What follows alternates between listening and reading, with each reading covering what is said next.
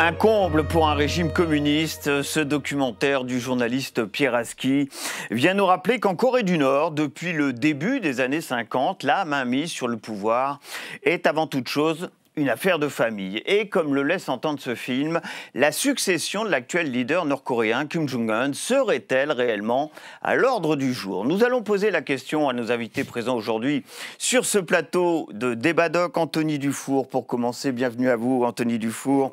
Vous êtes journaliste, vous avez longtemps officié sur place en Asie du Nord-Est. Durant votre carrière, vous êtes aujourd'hui producteur et fondateur de la société Ikari, qui a produit ce documentaire, La Princesse Rouge, réalisé par le journaliste Pierre Aski. Françoise Nicolas est également avec nous. Bonjour. Bienvenue à vous. Vous êtes conseillère au Centre Asie de l'Institut français des relations internationales, l'IFRI. Et puis enfin également avec nous pour cet échange, Marie-Orange Rivet, bienvenue. Vous êtes historienne, maîtresse de conférences à l'Université Paris-Cité et membre du Centre de recherche sur la Corée, CRC-EHESS, à Paris, bien entendu. On va voir une carte simplement pour resituer évidemment la Corée du Nord du côté du nord-est asiatique. La Corée du Nord qui compte aujourd'hui environ 25,8 millions d'habitants. Regardez cette frontière au nord, elle est très importante pour ce qui est de l'activité économique, et notamment de la Corée du Nord aujourd'hui. Très longue frontière avec la Chine et un petit peu aussi avec la Russie, une soixantaine de kilomètres, je crois. Je parle sous votre contrôle, Anthony Dufour.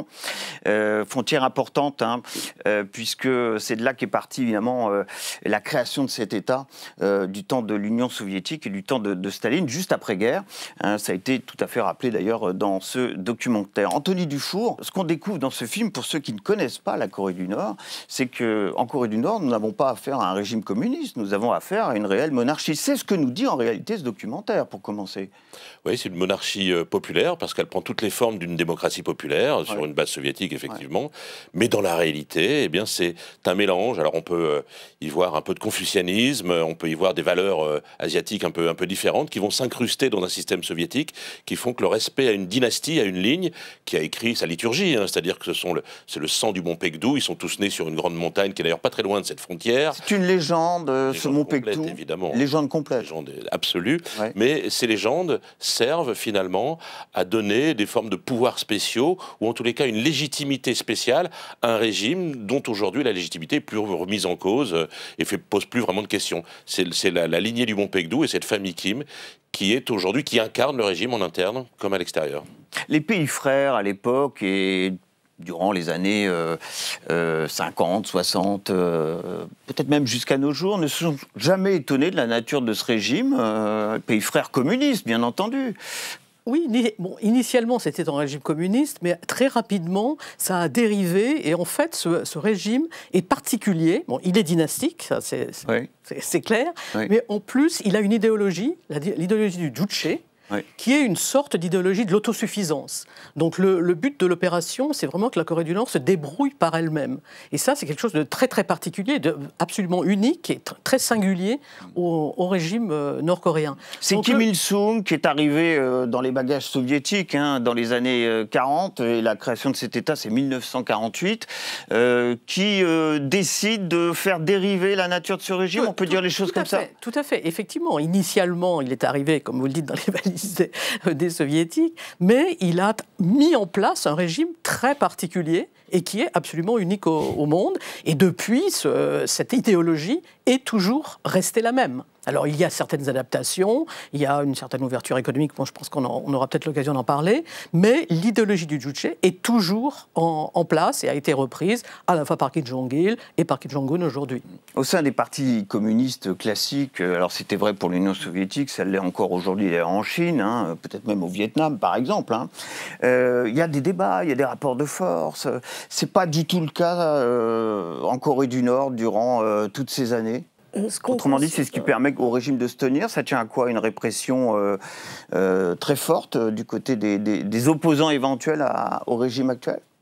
Mais en fait, cette stratégie d'équidistance avec et la Chine et la Russie, même pendant le conflit sino-soviétique par exemple, permet à la Corée du Nord de subsister dans le temps. Et c'est vrai que les leaders successifs ont vraiment toujours joué sur les deux tableaux, pas d'allégeance particulière et unique à un des deux côtés. Et ça, sur le plan interne, eh bien, c'est très important. Ça montre aux Coréens qu'ils sont uniques, unis et indestructibles aussi. Et donc, ça permet à la famille des Kim de régner un peu sans partage. La question centrale de ce film, c'est ce qui le motivait, j'imagine, Anthony Dufour, c'est de savoir si la succession de Kim Jong-un, l'actuel leader nord-coréen, était à l'ordre du jour. Est-ce qu'elle l'est réellement à l'ordre du jour, cette succession? Alors la Corée du Nord, c'est un point noir pour un journaliste. C'est un endroit où on a vraiment toujours très peu d'informations et c'est encore pire depuis le Covid, puisque plus aucun étranger, plus aucun contact n'a lieu avec ce pays. Donc savoir dans quel état est Kim Jong-un, quelle est sa santé. On avait des nouvelles régulières de la santé de son père, Kim Jong-il. On savait qu'il n'avait pas une bonne santé et que la question de sa succession était quelque chose dans l'air, notamment à partir de 2008-2009. Sur Kim Jong-un, on n'a aucune information. On le voit déambuler, avec sa corpulence, avec parfois difficulté, donc on se doute que son état de santé n'est pas extraordinaire, mais quant à savoir à quel moment cela peut devenir un sujet de succession, on n'a vraiment aucune information. Ce dont on a la certitude, c'est que le régime prépare sa succession. Est-ce que ça, au moins, c'est un point sur lequel on a des certitudes? Alors, on le sait parce qu'ils l'ont fait jusque-là.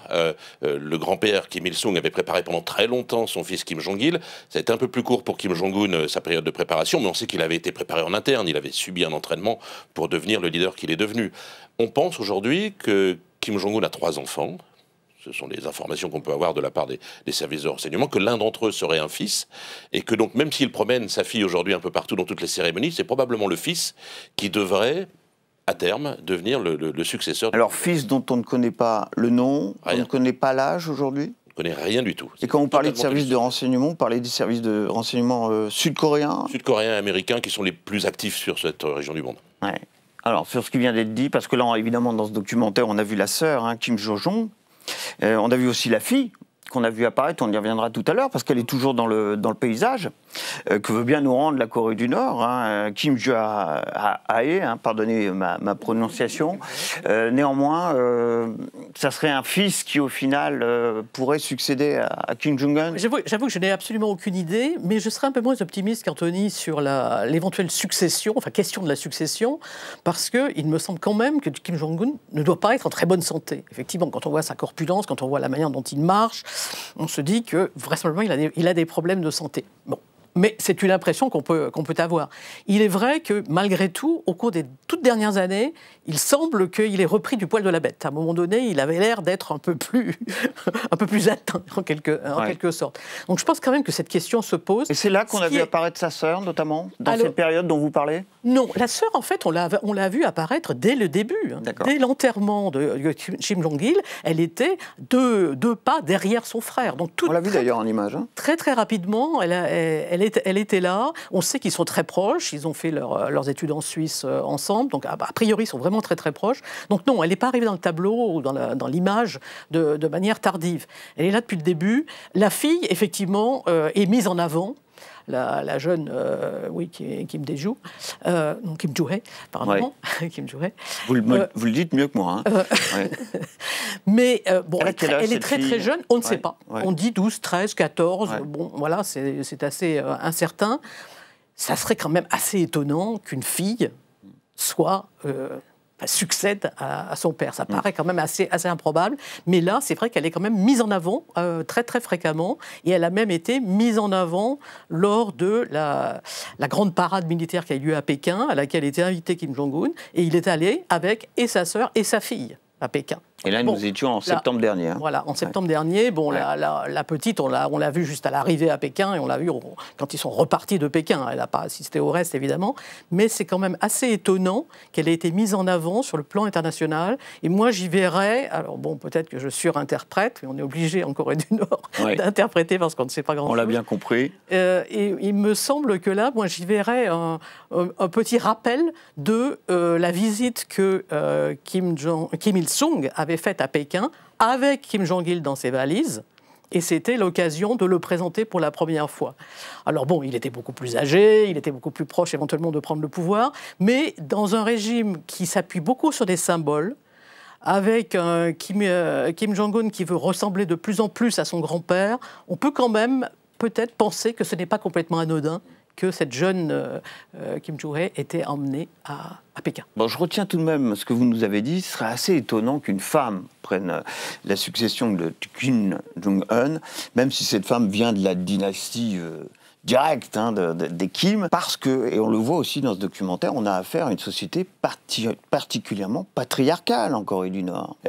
C'est peut-être pour ça que vous avez dit qu'on a assez peu de chances de voir arriver une femme au pouvoir.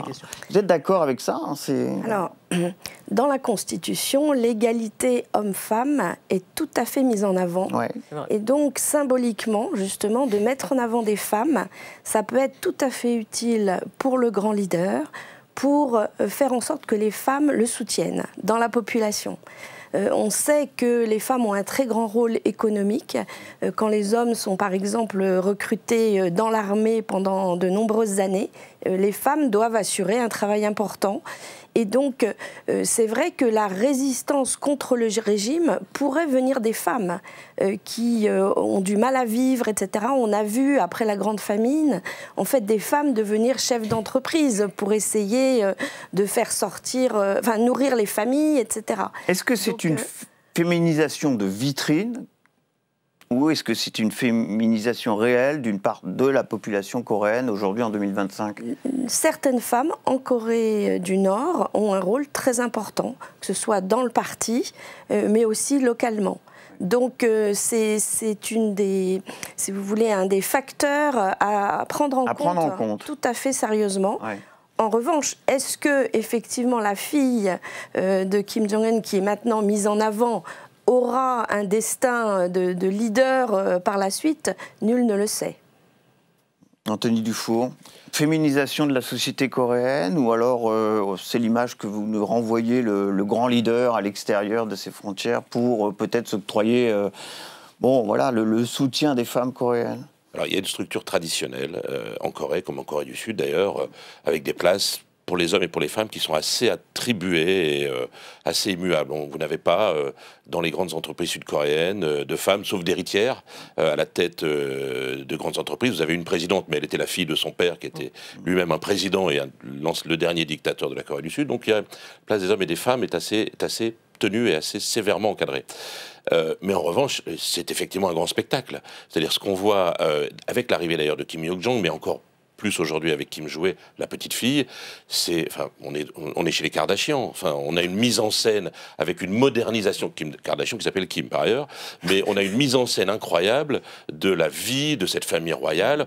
Si vous regardez aujourd'hui la télévision nord-coréenne, les codes ont explosé. La réalisation est d'une grande modernité. Vous avez par exemple là sur les soldats qui ont été envoyés en Russie.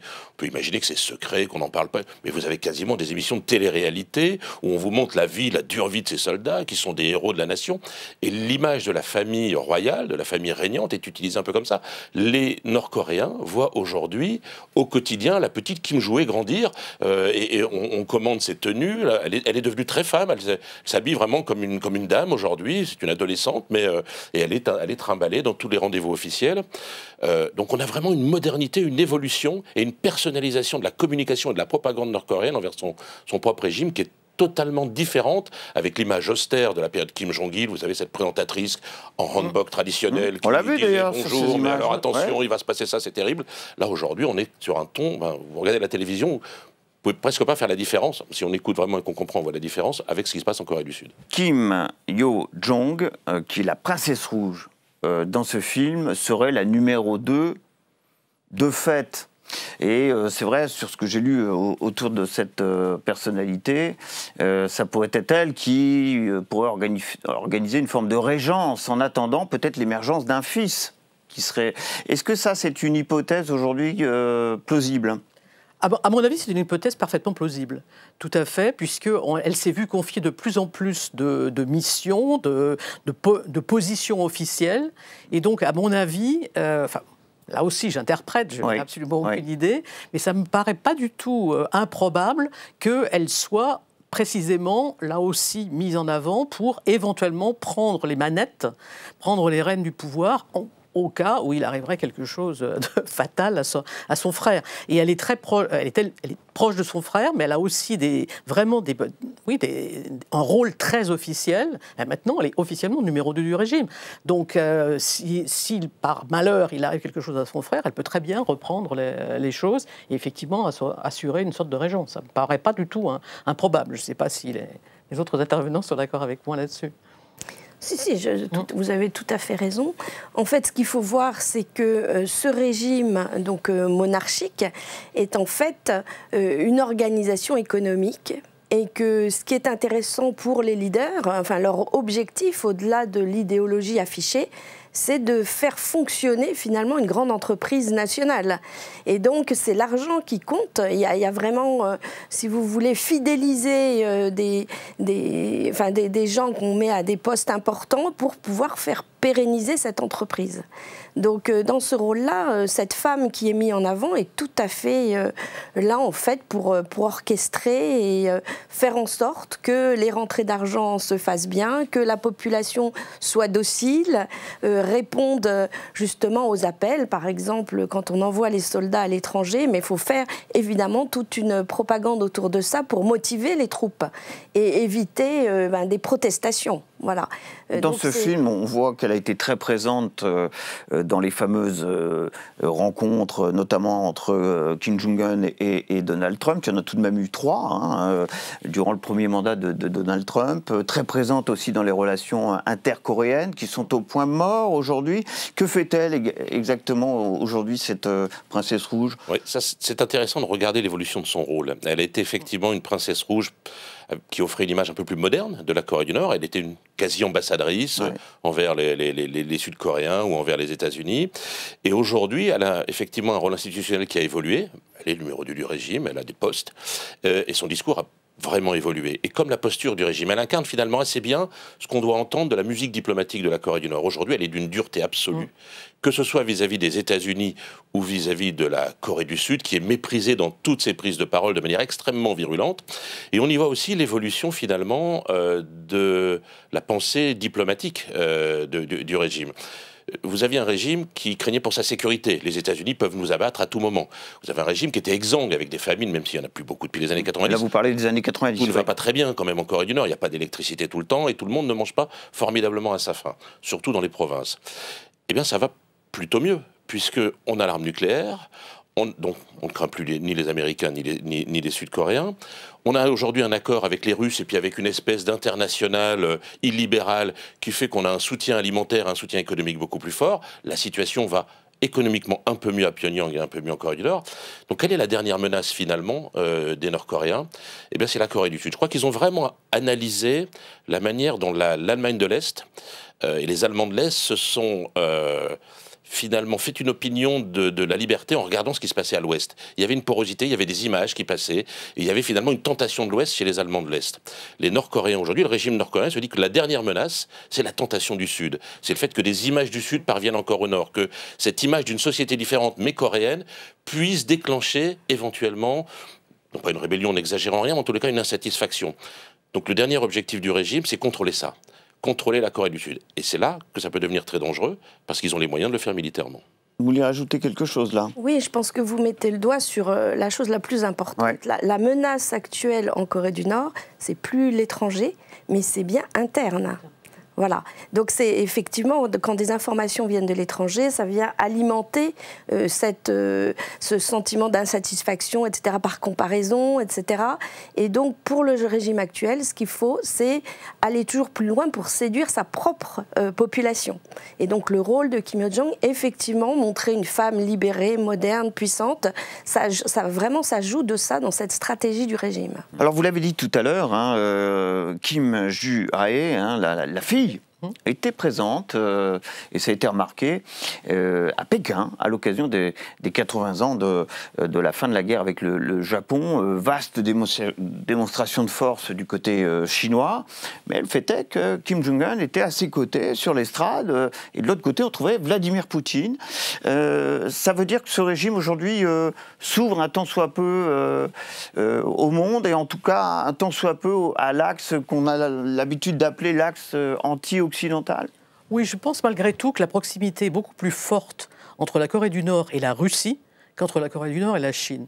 Et justement, lors de cet événement, de cette parade, on a vu une sorte de complicité, en tout cas une proximité beaucoup plus forte entre Kim Jong-un et Poutine qu'entre Kim Jong-un et Xi.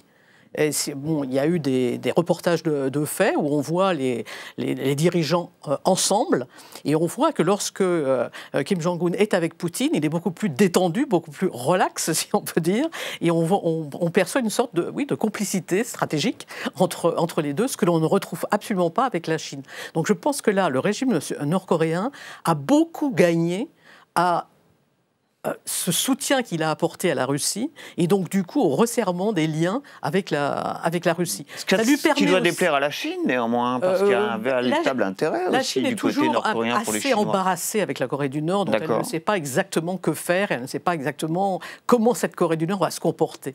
Donc je pense que contrairement à ce que l'on pense, la Chine a peut-être un peu moins la main sur la Corée du Nord que ce qu'on pourrait penser ou ce qu'on pourrait espérer.